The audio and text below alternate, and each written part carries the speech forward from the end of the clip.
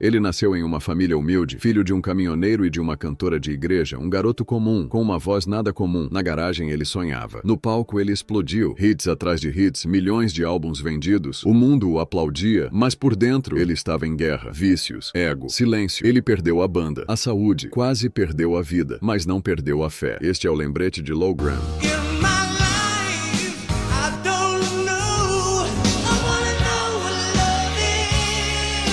Louis Andrew Gramático nasceu com a música no sangue no dia 2 de maio de 1950, na cidade de Rochester, no estado de Nova York. Filho de pais músicos, cresceu em um ambiente onde os sons preenchiam os cômodos da casa. Mesmo com poucos recursos financeiros, a música nunca faltou para Lou. Ela estava em cada canto, em cada conversa, em cada sonho. Desde pequeno, Lou foi uma criança como qualquer outra. Gostava de brincar na rua, correr com os amigos, inventar histórias. Mas tinha algo que já dava para perceber. Aquele garoto tinha um jeito especial para a música. Não demorou para que, com apenas 11 anos, ganhasse sua primeira bateria, um presente que mudaria sua vida para sempre. Aos poucos ele foi descobrindo o ritmo, a batida, o poder da percussão. Passava horas e horas praticando, batucando em tudo que podia, mesas, latas, caixas, até que o som começava a fazer sentido, até que aquela batida parecia contar uma história. E era assim mesmo, ele não sabia ainda, mas aquela bateria seria o primeiro passo para uma jornada muito maior. Quando ouviu Elvis Presley pela primeira vez, algo despertou. Era mais do que música. Era energia, atitude, uma forma de dizer ao mundo, eu existo. E então, os Beatles, quatro caras mudando tudo, quebrando padrões, criando hinos. Lou não apenas ouviu, ele absorveu. Aos 15 anos, empolgado e curioso, escapou para assistir a um show dos Rolling Stones. Foi como levar um soco de realidade e sonho ao mesmo tempo. Aquela performance crua, rebelde, visceral, fez o coração dele bater diferente. Voltou para casa tomado de emoção e também com um belo castigo. Mas a semente estava plantada. O rock não era mais um som, era um destino. Logo ele estava formando suas primeiras bandas com amigos da vizinhança. Baterias montadas com o que tinha, amplificadores estourados, horas e horas em porões abafados. Começou como baterista, segurando a base, marcando o tempo, mas o que ninguém esperava era a voz que ele escondia. Com o tempo, a bateria ficou pequena para ele. A voz intensa e poderosa pedia espaço. Quando finalmente assumiu o microfone, tudo fez sentido. Era ali, à frente da banda, que ele realmente brilhava. Não era mais o garoto comum de Rochester, era uma força em formação. E ali, entre riffs improvisados, aplausos tímidos e noites sem dormir, Lou Gramm dava os primeiros passos para se tornar uma lenda do rock. Depois de anos tocando em bares pequenos e tentando encontrar o próprio som, ele encontrou o que parecia ser o começo de algo grande, Black Sheep. A banda logo se destacou no cenário local. As músicas ganhavam espaço nas rádios regionais, os shows atraíam cada vez mais gente e havia algo especial ali, um brilho, uma energia. Pela primeira vez, ele sentia que estava construindo uma carreira de verdade. Eles chegaram a gravar 2 álbuns e até abriram o show de ninguém menos que Kiss. Os olhos do mercado estavam se voltando para eles. O sucesso estava batendo a porta. O sonho estava acontecendo. Mas foi então que tudo desabou. Em uma noite comum, enquanto seguiam para mais uma apresentação, o caminhão da banda sofreu um grave acidente. Todos os equipamentos, instrumentos, amplificadores, estrutura foram completamente destruídos. Era como se em segundos tudo o que haviam construído tivesse sido arrancado pelas mãos do destino. Sem instrumentos, sem dinheiro para recomeçar, a banda não resistiu. O Black Sheep chegou ao fim ali, não por escolha, mas por um golpe cruel da vida. Lou Gramm, que vinha de uma infância simples, viu-se de novo sem chão. Entrou em um período sombrio, sem trabalho, sem banda, sem perspectiva. Chegou a depender da assistência social para sobreviver. Dias de luta, de silêncio, de dúvida. A música, que sempre foi seu refúgio, parecia distante. A vida parecia estagnada. Mas, mesmo nos momentos mais escuros, uma chama continuava acesa dentro dele. A chama de quem nasceu para cantar, para encantar, para subir no palco. E o destino, que havia lhe tirado tudo, ainda não tinha terminado com ele. A vida tem formas misteriosas de nos surpreender. Em 1976, quando tudo parecia perdido, Lou recebe um telefonema que mudaria o rumo de sua história e da história do rock. Do outro lado da linha, Mick Jones, um guitarrista britânico talentoso, à procura de um vocalista com alma. Alguém que não apenas cantasse, mas que sentisse cada palavra. Mick havia escutado ele nos tempos de Black Sheep, ficou impressionado com a potência da voz, com a emoção crua que ela carregava. Ele queria aquilo, precisava daquilo. O convite veio direto gravar algumas demos em Nova York. Lou Gramm aceitou, sem saber que aquele passo seria o renascimento de sua carreira e o nascimento de algo muito maior. Logo, a formação da nova banda se consolidou. 3 britânicos, 3 americanos. A união de 2 culturas, 2 escolas musicais. O nome? Foreigner. Um nome que, ironicamente, refletia bem aquela fusão ousada. Desde os primeiros ensaios, a química entre Lou e Mick era explosiva. Canções começavam a surgir com naturalidade. Era como se as ideias se completassem no ar, como se um entendesse a alma do outro. As letras, a melodia, a pegada rock com toques melódicos, tudo encaixava. O talento da banda logo chamou a atenção da Atlantic Records, uma das maiores gravadoras da época. E assim, com um contrato assinado, eles estavam oficialmente prontos para mostrar ao mundo do que eram capazes. Ninguém ali imaginava o tamanho da revolução que estava prestes a acontecer. Mas para Lou Gramm, aquele momento era mais do que profissional, era pessoal. Ele havia renascido. O ano era 1977. O cenário do rock estava em ebulição, mas ninguém estava preparado para o impacto de uma nova banda chamada Foreigner. O álbum de estreia, Feels Like the First Time, chegou como um furacão. Desde os primeiros acordes ficou claro, aquela era uma sonoridade diferente. Misturava a força do rock britânico com a emoção crua do vocal americano. Lou Gramm estava no centro disso tudo e sua voz era impossível de ignorar. A faixa título virou um sucesso imediato e veio acompanhada de outros clássicos como Cold as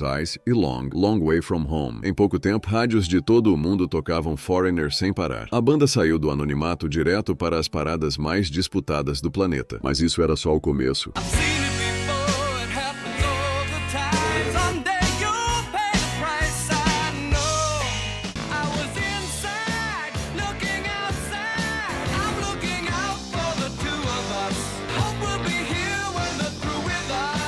Em 1978 veio Double Vision. O som estava mais refinado, mais ousado. Lou cantava com alma e agressividade. A faixa Hot Blooded virou hino das arenas. Blue Morning, Blue Day mostrou que o grupo sabia também ser melódico e intenso. O sucesso crescia como uma maré impossível de conter. Em 1979, Head Games confirmou: Foreigner não era só um fenômeno passageiro, era uma potência. Estavam em todos os lugares, capas de revistas, programas de TV, turnês gigantescas ao redor do mundo. As plateias gritavam, os palcos tremiam, mas por dentro a pressão começava a cobrar seu preço. O ritmo era insano. Entrevistas, shows, viagens, regravações, dias e noites sem pausa. Lou Gramm, que sempre buscou equilíbrio na música, começou a perder o controle. A euforia dos shows dava lugar a um vazio estranho nos bastidores. Foi aí que o álcool e as drogas entraram em cena. No início como um escape, depois como uma necessidade. Era a forma de suportar o peso de ser uma estrela e de manter acesa a chama criativa no meio do caos. Lou ainda era a voz de uma geração, mas por trás da performance impecável havia um homem começando a se perder. A ascensão ao topo tinha sido rápida e intensa, mas agora uma sombra começava a se formar no horizonte. No auge da fama, enquanto multidões cantavam suas músicas e o sucesso parecia não ter fim, Lou Gramm vivia uma realidade bem diferente longe dos palcos. Foi nessa fase que ele se casou com Roseanne. Ao lado dela veio ao mundo o seu filho Nick, uma nova luz em meio ao turbilhão. Pela primeira vez em muito tempo, ele sentiu que havia algo mais importante do que turnês, discos de platina e aplausos. Mas conciliar a vida familiar com os compromissos de uma das maiores bandas do mundo não era simples. As ausências eram frequentes, os horários caóticos e o peso da fama sufocante. A distância e o estresse começaram a corroer o casamento. Lou tentava ser presente, mas a culpa o acompanhava como uma sombra. Ele amava a família, mas era escravo do sucesso. E os conflitos não estavam apenas em casa. Dentro da banda, o clima também se tornava cada vez mais tenso. Divergências criativas, ego inflado, decisões empresariais, tudo virava motivo de atrito. A amizade e a sintonia que antes moviam o grupo deram lugar a desconfiança e ressentimento. Discussões se tornaram comuns. O estúdio virou campo de batalha. Palavras duras foram ditas e feridas foram abertas. Integrantes começaram a sair. Outros foram demitidos. Foreigner ainda vendia milhões, mas por trás dos bastidores a base estava rachando. Lou Gramm se via em meio a uma guerra silenciosa entre o artista e o homem, entre o palco e a casa, entre o sucesso e a paz. E cada vitória pública parecia trazer junto uma perda pessoal. A conta da fama estava chegando. 1981 marcou o ponto mais alto da carreira dele. Foreigner 4 explodiu nas paradas. Urgent, Jukebox Hero e Waiting for a Girl Like You se tornaram clássicos instantâneos.